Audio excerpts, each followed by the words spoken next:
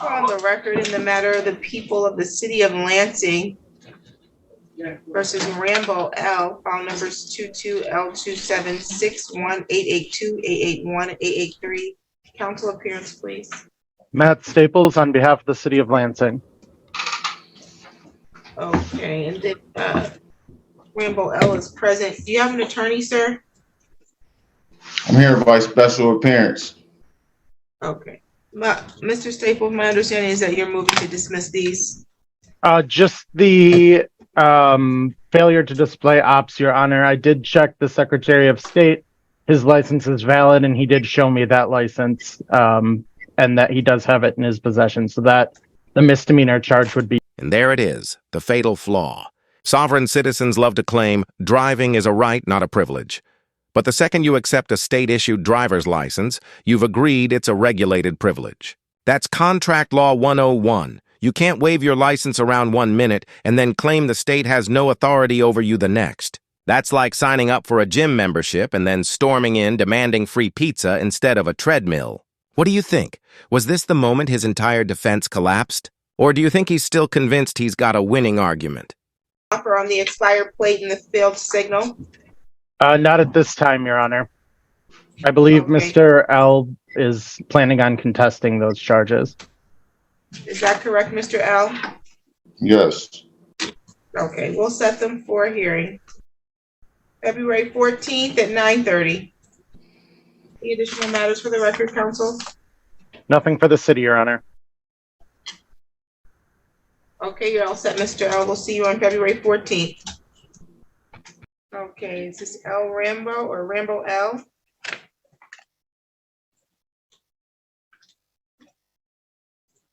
You're muted. You have an attorney, sir? No, I'm here by special appearance. Okay, I'll put you in the private meeting room with the city attorney. Your Honor, we've actually already met with Mr. Rambo L before. He was requesting a formal hearing on these two files. Okay, sounds good. Formal hearings will be set for in-person appearance. Actually, I filed a motion January 6th. This is when it went unanswered. I would like the court to dismiss this matter. Okay, your motion to dismiss. The prosecutor had to answer my motion for demand for motion for challenge of jurisdiction that I submitted to the clerk, and I've served everybody, all parties.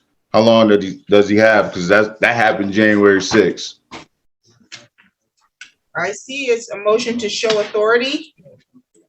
And also a demand for dismissal, lack of jurisdiction, failure to introduce evidence of an injury in fact, challenges jurisdiction of the court to prosecute. That was filed January 6th. We only have one motion attached to the file. I don't see the other motions that you're referencing, sir. It's timestamped by the court. I have it right here. I see a motion to show authority, which the court has denied. And then there was a memo that was attached. There was not any other motion. I don't read the... And here it is, the Bible has officially entered the chat. Instead of citing Michigan statutes or traffic law, Rambo's quoting verses from the Gospel of Luke. Look, there's nothing wrong with faith. But Scripture isn't case law, and quoting the King James Bible won't dismiss your expired plate ticket. Judges can only operate within the law, not religious texts. It's like showing up to a chemistry test and answering every question with Jesus. Sure, it's heartfelt, but it won't balance an equation. Do you think he genuinely believes this will work, or is this just a tactic to waste time and frustrate the court? It's filed with the clerk. Everybody was served. Mr. Staples, did you get a copy of the motion he's referencing? I see a copy of the motion to show authority in our file. I don't recognize it as any sort of valid motion or pleadings, but I see a copy of it in our file. Agreed. That's the same the court has. It's a motion to show authority. The other motions that he's referencing was not properly filed with this court or served as the court, neither the court nor Mr. Staples' office is in receipt of it. The motion to show authority was denied, is not in proportion with the Michigan court rules. It does cite, however, Luke 11:46, the King James Version, Luke 11:52, as well as some other. This is one of those moments where the judge deserves a medal for patience. Imagine you're presiding over a courtroom, and instead of legal precedent, you're handed a Sunday sermon as evidence. The judge calmly explains, if you want to challenge jurisdiction, you file a proper motion under court rules, not scripture. And yet, Rambo insists on pushing it verbally right then and there. Question for you guys, if you were the judge, would you keep your composure, or would you be fighting the urge to bang the gavel and call it a day? Drop your thoughts below.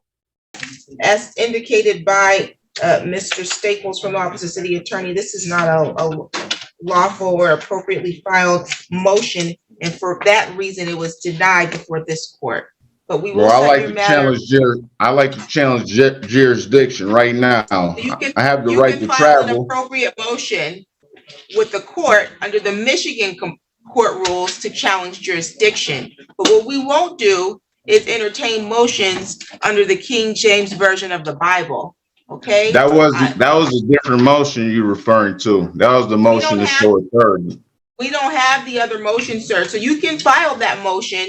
It's just we don't have it. I don't know why we only have one motion. That we don't have the other one you're referencing. So you'd have to file that and serve it on the city attorney. We'll give you time to do that. I'm going to set both of these matters for hearing, though. I can't chill. You telling me I don't have the right to challenge jurisdiction right now? I want to challenge jurisdiction right now.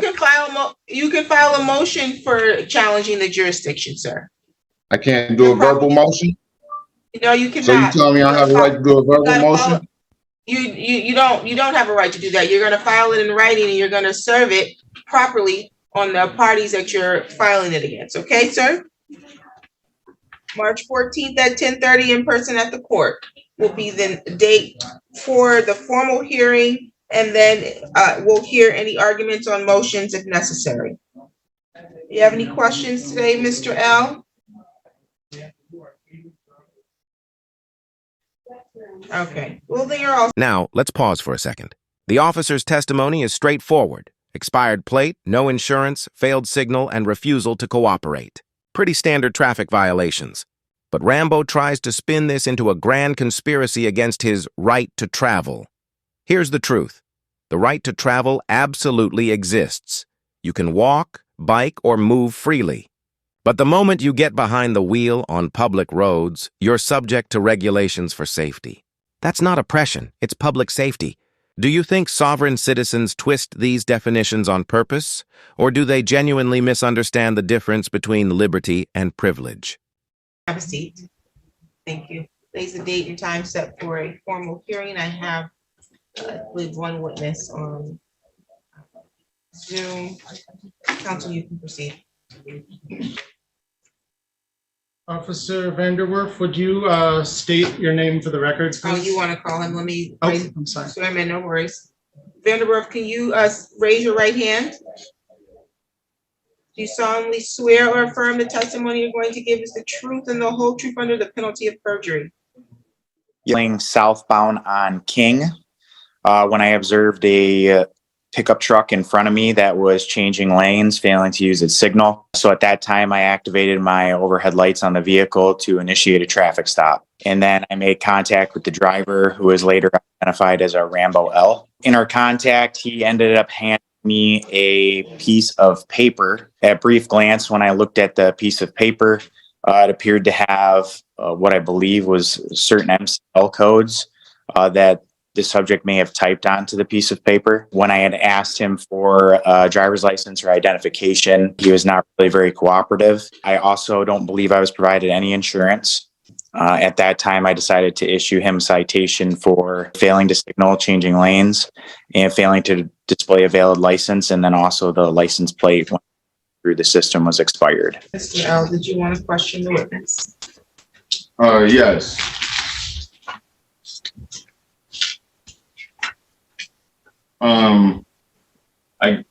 The document that you were referring to, it was a travel document. I was showing you, I was traveling versus driving, and I tried to explain that to you. And then you held me on the side of the road for approximately an hour. I requested a supervisor because they might better understand what I was doing, and you never provided that for me. Is that correct? That's actually incorrect, because the reason that you were held on the stop for as long as you were is because I was waiting for a supervisor. So when I realized the supervisor was not there, I contacted him by phone, at which time he said he was delayed. And when I came back up to the traffic stop, I did ask if you wanted to wait further for a sergeant, and I don't believe that you did. And then you drove off when you were free to go. Yes. Is it correct that I was held on the road for approximately an hour waiting for this whole encounter to end? I do not remember if it was an hour specifically, but I do remember that the time length was probably, I would say probably close to that at the very least. Well, it was an hour, and it caused me to be late for my. And now we get the emotional twist, blaming the officer for missing his son's banquet. Here's the problem. You can't refuse lawful instructions, demand a supervisor, stall the traffic stop, and then blame the police for the time you lost. The officer even clarified he did call for a supervisor, but Rambo chose not to wait. Sovereign citizen cases often add this dramatic personal angle, as if emotions can override law. But in court, feelings don't outweigh statutes. What do you think? Does adding a family hardship excuse make him sympathetic? Or does it just highlight his lack of accountability? And I never got to speak to a supervisor. That's all the questions I had. Okay, any redirects? No redirect, Your Honor. Okay, any additional witnesses today? None from the city. Okay, Mr. Earl, are you calling any witnesses today, or did you want to give your own testimony? I would like to, I have some, I have a defense, my motion. Okay, well, you filed a motion? Yeah, I filed a motion, served across the When did city you file a attorney. motion? It was filed, it was mailed February 18th. You filed a motion and mailed it February 18th. Did you serve a copy? To the clerk of the courts and also to the city attorney's office. Did you receive any motion, sir? Your Honor, we did receive a motion. It did not have any hearing date stated on it. We had no timetable for a response. I would be happy to respond to the motion on the record orally or provide the court with briefing if they would like. The court didn't get a copy of the motion in February. I sent it to the clerk. And, yeah, typically when that happens, it's just attached to the file. I don't have a copy of any motion. Well, I did my due diligence. I sent a copy to him. He has his. Well, I don't know that you did your due diligence, because when you file a motion, you got to get a hearing date for that motion. And so who's supposed to give me a hearing? You got to get the hearing date from the clerk's office. From the clerk's office? Yeah. So why did they give me one? Did you contact them for a hearing date? I contacted them, yeah. And asked for hearing dates for your motion? And I asked when was my hearing. They confirmed that it was today. For your motion. And I asked, did I have a hearing date? And they said. And you do have a hearing date, but that's not what I asked you. Did you ask them, did you have a hearing date? This is the classic trap of self-representation. Rambo mailed motions without securing a hearing date from the clerk's office. In Michigan, the clerk doesn't just chase after you to set dates, you have to request it. That's why his filings aren't being recognized. Courts don't play hide and seek with paperwork. This is why defense attorneys exist, to handle the boring, technical details that actually matter. Do you think he should have swallowed his pride and gotten a lawyer? Or do you think he was too far down the sovereign citizen rabbit hole to ever consider it? Yes. They didn't tell me, but I did provide to him an order for the motion that gave him 21 days to respond. Okay, you can make your motion before the court because I don't have a copy. You can make it now orally. Okay. Well, now comes the beneficiary for Rambo L, defendant in error, here by special appearance, not submitting to the court's jurisdiction, hereby moves the court to strike and dismiss the complaint filed by the officer Zenderbar. Am I pronouncing that right? Sorry if I'm not. For lack of ratification and commencement, no corpus delicti, no plaintiff lacks jurisdiction, personal or firm jurisdiction. Christina Simmons being appointed as trustee, the prosecutors being appointed as co-trustee, I, Rambo L, an executor and beneficiary of a set of account. Also, I filed a declaration of non-citizenship nationality because I've done a name. Authorities are the United States District of Columbia Corporation in Volume 20, Corpus Juris Section 1785, we find United States government as a foreign corporations with respect to the states. Since the corporation is fictitious, is a fictitious person, it can't see, speak, smell, or touch itself. It's a fiction in the real world. It needs a conducting, transmitting utility, a liaison, some sort of connection to a fictional person. Constitutional Amendment number 1, Congress shall make no law respecting an establishment of a religion, prohibiting free exercise thereof, abridging freedom of speech or right of press or right of people peaceful assemble, petition the government for redress of grievance. Number 5, Constitutional Amendment. The right of people should be secure in their person, houses, papers, and effect against unreasonable searches and seizures shall not be violated, and no warrant shall be issued upon probable cause supported by an oath or affirmation, particularly describing the place search of persons, things to be seized. And then number 7, Constitutional Amendment, suits at common law where value of controversy exceeding $20, the right of a jury trial shall be preserved, and no fact tried by a jury shall be otherwise re-examined in any court of the United States according to the rules of common law. I asked for a jury trial. Let's clear this up. Jury trials aren't guaranteed for civil infractions like traffic tickets. Article 1, Section 14 of Michigan's Constitution allows jury trials in civil cases only when properly requested, and even then, not for every minor violation. Sovereign citizens love to demand jury trials as if they're owed one for every parking ticket. But legally, that's just not how it works. What do you think? Should traffic cases like this go before a jury of citizens, or does it make sense to keep them streamlined in front of a judge? People, but not a person. I was not operating in commerce, nor was I a driver on the road for travel. A driver is an employee transporting goods or passengers. Rambo was just merely traveling and in my private property.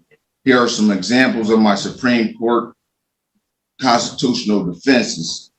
Number 1, case number 1, the right to travel is part of a liberty where a citizen cannot be deprived of due process under the Fifth Amendment, Kent versus Duels, 357 U.S. 116, 120. This is the heart of it. Sovereign citizens often argue that motor vehicle only applies to commercial use. But Michigan law defines it broadly: any self-propelled device for transporting people or property on highways. No commercial requirement. That means your Honda Civic counts, whether you're Uber driving or just picking up groceries. By trying to redefine common terms, sovereign citizens create their own alternate legal universe. But the courts don't operate in fantasy. Do you think they know this and push it anyway, or are they genuinely convinced they've uncovered some hidden loophole?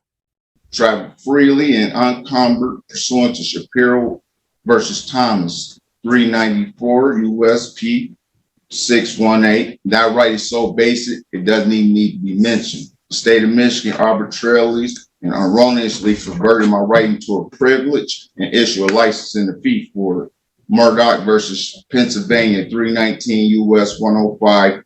Supreme Court trumps everything. Says that no state can convert a secured liberty into a privilege and issue a license and fee for it. Case number 4, Shuttle versus Birmingham, Alabama. It shows that I can ignore a license and engage in the right with immunity. Case number 5, Marbury versus Madison, 5 U.S. 137, shows that any law in violation of the Constitution is null and void. Case number 6, Shuttleworth versus Birmingham, 373 US 262 says I may ignore the license and the fee and engage with with immunity. That means you can't punish me. And United States versus Bishop defines willfulness as an evil motive or intent to avoid a known duty, task under the law, with a morality certain. I submit I couldn't have been doing an evil task. I totally followed the Constitution and the Supreme Court. Bryers versus United States. And that brings us to the end of Rambo L's legal crusade.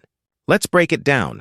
His entire defense hinged on sovereign citizen ideology, claiming he wasn't driving, just traveling, that the court had no jurisdiction, and that biblical verses outweighed Michigan statutes. The judge, with remarkable patience, explained that motions must follow state rules, jury trials don't apply to civil infractions, and scripture isn't case law. The officer testified clearly, the violations were straightforward, and Rambo's self-representation only highlighted how out of step his arguments were with reality. At the end of the day, this wasn't about constitutional rights being trampled. It was about a driver refusing to accept responsibility for expired plates, no insurance, and traffic violations. The lesson? Belief doesn't replace procedure, and conviction doesn't override the law. What's your take? Was this a textbook sovereign citizen meltdown, or just a man in denial of the basics? If you found this case as shocking as we did, make sure to hit that like button, share your thoughts in the comments, and don't forget to subscribe for more jaw-dropping courtroom breakdowns.